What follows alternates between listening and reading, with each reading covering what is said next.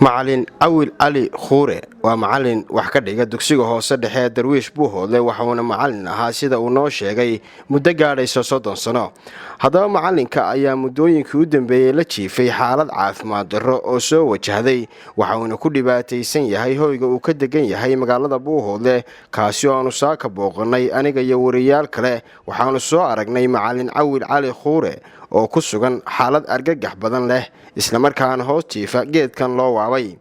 macalinka ayaa waxa xanuunku ka soo galay labada lugood sida idin muuqata nabarre waaweyn ayaa ku yaala aadna waa u bararay isagoona noo sheegay inuu dhakhtar u aaday magaalada Garowe balse xanuunkiisa aysan waxba ka qaban karin.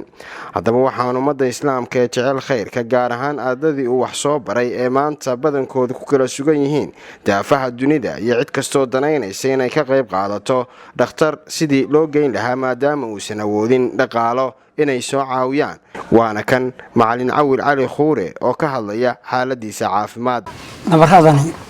waxay ugu bilaabeen 3 sano ka hor qaybtii hore sanadkii hore iska sahalsaday waxaan ku fiicnaa wala tacaalo awoodeed intii markaa ahayd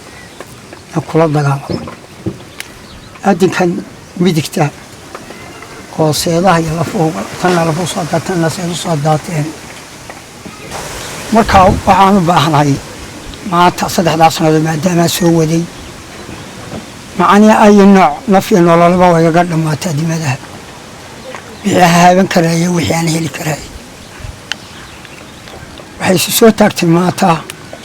anigii oo aan kici karayn oo tajir furay iyo waqtigii oo isku hoostay dabadna geedkaas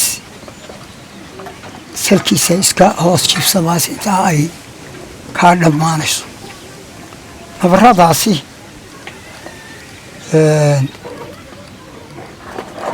intii hore wax dhaacaan lahaayeen ma jiraan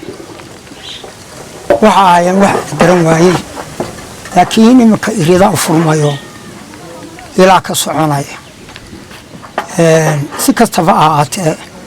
xaaladaydu xagga ilaahay kama adko ilaahay maanta waa daweyn kara laakiin xagga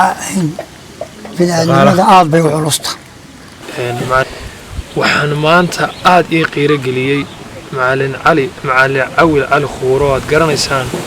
inuu maanta geedkan hoos yaalo isaga oo ay xaaladiisu aad u liidato. waxaad halkan ka arki karaysaa lugtan dhabteeda saaran oo ah lugtii macalinka oo aad aragteen sida ay u barartay iyo dhibka maanta macalinka haysta. waxaan codsanayaa oo aan ka codsanayaa bulshada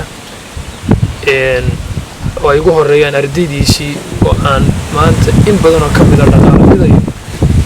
in si degdeg macalinka loo soo caawiyo. 3 sano xanuunkaasi macalinku la jiifay 3 sanaba waa la dagaalamay xanuunka waxay maanta ku xasabtay inuu geedkan hoos fadhiisto oo uu maanta ka diyaar garoobo inaan waxba qabsan karin.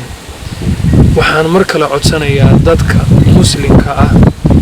in macalin Awil Ali Khuure sida ugu dhaqsiyaha badan looga soo farxiyo oo ay noogu qaadno dhakhtar oo ay noo caawino isaga iyo qoyskiisa ilaa ba dhibta ka dulqaadi kara inana waa leenugu eegaya. ilaahayna waxaan ka codsanayaa in isagana xanuunka uu ka dulqaado. Raxmaan Raxiim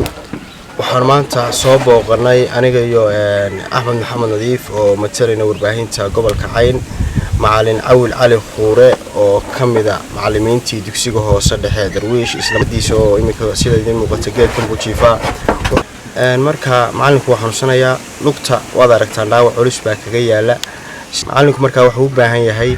cid kasta oo rabta inay ka qayb qaadato khaasatan ardaydiisii in maanta wax loo qabto sidii dhakhtar loogu qaadi lahaa.